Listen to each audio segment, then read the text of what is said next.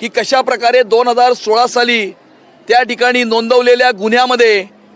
एक डीसीपी आणि एक एसीपी लक्ष्मीकांत पाटील आणि सरदार पाटील या दोन पोलीस अधिकाऱ्यांवरती संजय पांडे तत्कालीन डीजीपी आणि तत्कालीन मुंबईचे पोलीस कमिशनर माजी मुंबईचे पोलीस कमिशनर यांनी या ठिकाणी त्या दोन अधिकाऱ्यांवरती दबाव आणून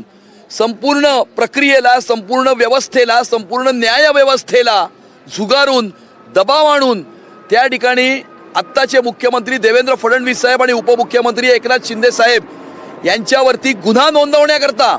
त्या ठिकाणी ज्या प्रकारचा दबाव, ज्या प्रकारचे खोटे या ठिकाणी कागदपत्र तयार करणं, खोट्या चित्रफिती तयार करणं आणि हे सर्व तयार करण्याचं काम जे संजय पांडेंनी त्यावेळेला केलं हे आज उघडकीस आलेलं आहे।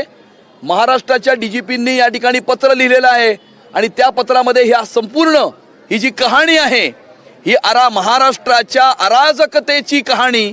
ही त्या ठिकाणी दिलेली आहे आणि संजय पांडेवरती गुन्हा नोंदवण्याची या ठिकाणी सूचना सुद्धा त्या पत्रामध्ये केलेली असून 2019 ते 2022 मध्ये उद्धव मामूंनी कशा प्रकारे या ठिकाणी सरकार चालवलं होतं, कशा प्रकारे जे पोलीस या ठिकाणी आपले अशोक कामटे, शहीद विजय साळसकर, हेमंत करकर यांच्या मुंबई पोलीसला उद्धव मामूंनी सचिन वाझेची मुंबई पोलीस करून टाकली।